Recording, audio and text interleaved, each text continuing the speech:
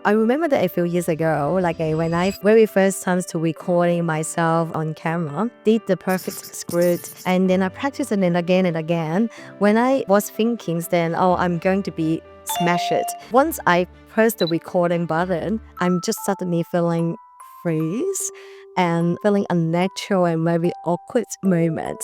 And I'm still makes me laugh most of the time when I remember the first experience.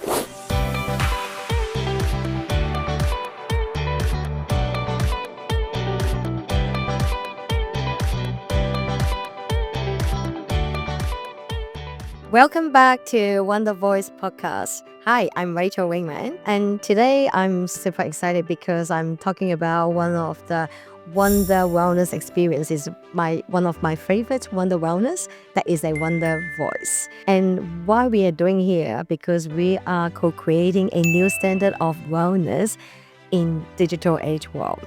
First, we are talking about the Wonder Voice because everyone is so struggling with feel natural and confidence on camera. And I'm so lucky and very blessed to have a special guest here today, Derek Abel. Oh, me? Yes, yes. So Thanks for having me. Derek definitely is one of my favorite videographer and always the go-to persons. I'm going to be having him on this podcast to share all the tips and advice to our audience about how we tackle the challenging struggles to make us to feel natural and confident on camera.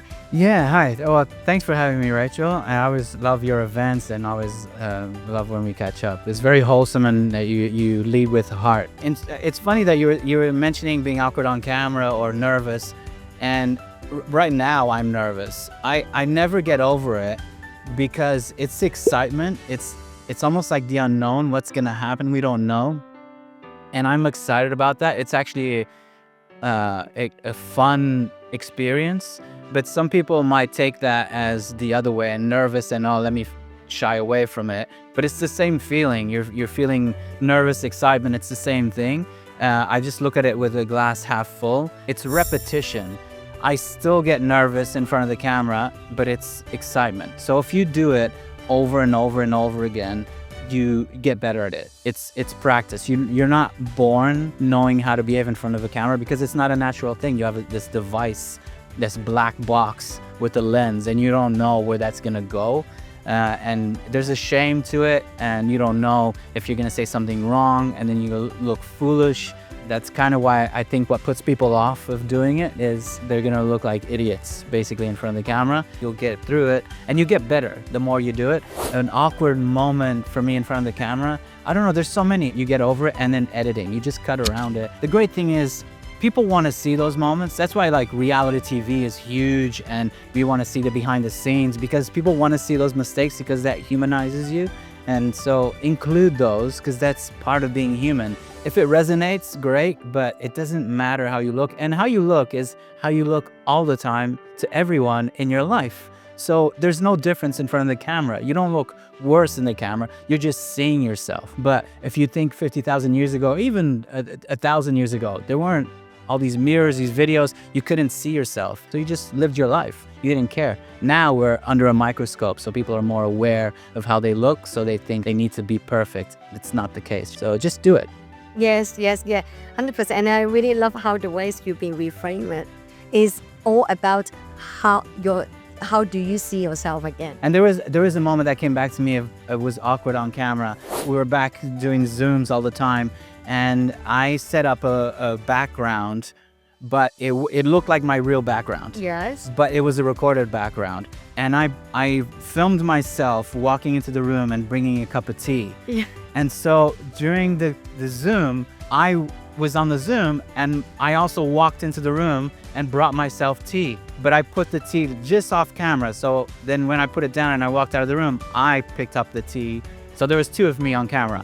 But I forgot to turn off the video. So I was on a loop, and I brought myself tea 50 times. And people started commenting, "Oh my God, we're worried about your tea consumption, Eric."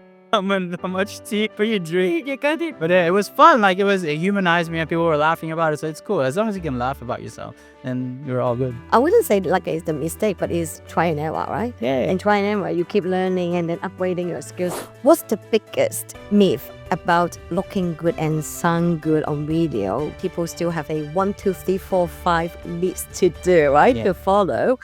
Do you agree with it? Yeah, the thing is waiting for it to be perfect, and it's never going to be perfect. People think I have to get the right script, the right camera, the right lighting, I have to look a certain way, I have to get the haircut, whatever it is, the right dress, suit. There's no right moment. There's never going to be a right moment. And even when you think it's all aligned, you're gonna forget the plug or the camera. You're gonna forget to press record. There's always something. Keep doing it. Literally start at the worst level. On your phone, whatever it is, start, and then you'll learn, oh, I don't like this, let me change it to this. And then eventually get better and better and better, and you'll learn what you need, camera equipment, the way you speak. If you need a script, you don't need a script, you can go off the cuff. You'll learn by that. I love it, because you're right. Most of people still writing for the right moment, but that's never. Because you remind me when the first time we set up this podcast room, I thought that would be a perfect and right moment because I've got best equipment, and then I've got the best person here, Derek, is to help me to do all the setup. Then I thought everything's going to be ready to go. However, when we're starting to be setting up, and Derek asked me the question, where is the camera? Where? Oh, the camera is at home. Hello, wonder who you are becoming. What is your next journey? Stay curious and stay open. Subscribe WonderVoice. You will get more stories, real story, more insights, and different journey coming next. What makes you to be very passionate about in video? Are you starting this videographer, working in this industry when you were young? My parents were always big movie buffs. That was the one thing that connected us, talking about films and Marlon Brando and all those great actors from that time. I always wanted to be a director, a cinematographer. And when I was like 8, 9, I'd take a joke, like an anecdote, and like an English man, a Frenchman, a Portuguese man walk into a bar, that sort of thing. And I'd turn it into a play at school. So I'd get everyone to rehearse, and then during like maths and during the lesson, I'd stop and be like, we're gonna put on a play, and the teachers were like, what are you doing? And everyone would be laughing and everyone would be involved. I had that passion for directing people and making people laugh and entertain people. And so I always wanted to study film, but I grew up in Portugal, and there wasn't that in the islands. There wasn't a film school or a place I could learn. So I moved eventually in my mid-20s, late 20s. I moved to London, and of course became a waiter, and eventually got into film school. And so I've been doing it for about 15 years. So starting from the movie connection with your parents, that's very like a sweet memories as well. Yeah. The first thing I find you so inspiring is like you are helping some of the parents actually recording their life experience or life journey kind of, right? Yeah, that's the thing. It's about leaving legacy, and it's not just for grandparents, it's for parents and for kids. Like Michelle and I have been recording our family story. When there's a birthday, we all sit around and we ask questions to the person whose birthday it is. And we've been doing that since my daughters were 1. It's a celebration of your life, So when we do founder stories, for example, it's the same thing. We go back and we look at all the achievements that person had, all the challenges and how they overcame them. And so people look back and they feel proud of how much they achieved and the meaningful connections in their lives. It's a great thing to see people go through that journey, and not just a video. It's a beautiful thing to see.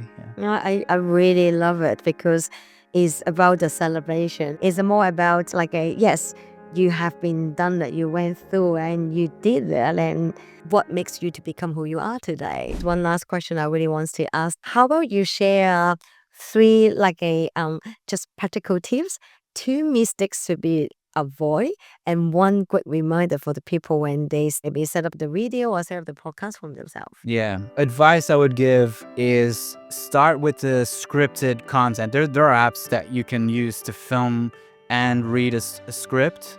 So I would start there to get used to it. So it's scripted, but at least you're rehearsing what you're saying. Things to avoid is, again, the top lights. Avoid those tiny little ceiling lights. You're going to look awful. Yeah. Another one to avoid is big lights behind you. So then everything is overexposed behind you. And then in the front, it's underexposed. So you're almost a silhouette. Yeah. And you don't want to do that because people want to see your face. A big one is overthinking it. Just do it. That's the biggest one. Just start now, because the sooner you start, the sooner you're going to get to where you want to be in terms of video. It's with anything. What's that proverb? I don't know if it's Chinese, probably Japanese. I'm not sure where it came from. The best time to plant the maple tree is 3 months ago or 3 years ago. And then the second best time is today. So just do it now. Today is the day. Not the best time is not in 3 months or in a week or a year or whatever. The best time is right now.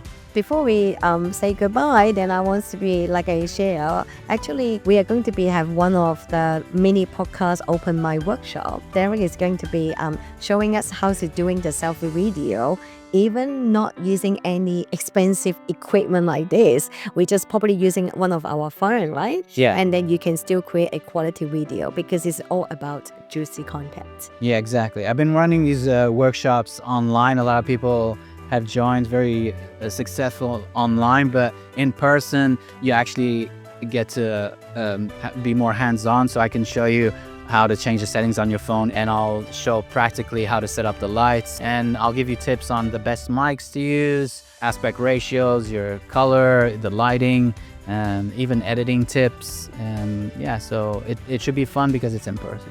Yes, absolutely. It's one of the workshop you must be attend because that will be set you a great skills ready for your 2026. And thank you so much for today. Stay tuned on our Wonderlab Wellness event page, and then we will release the information very soon. Thank you. Hey, bye-bye. Bye-bye.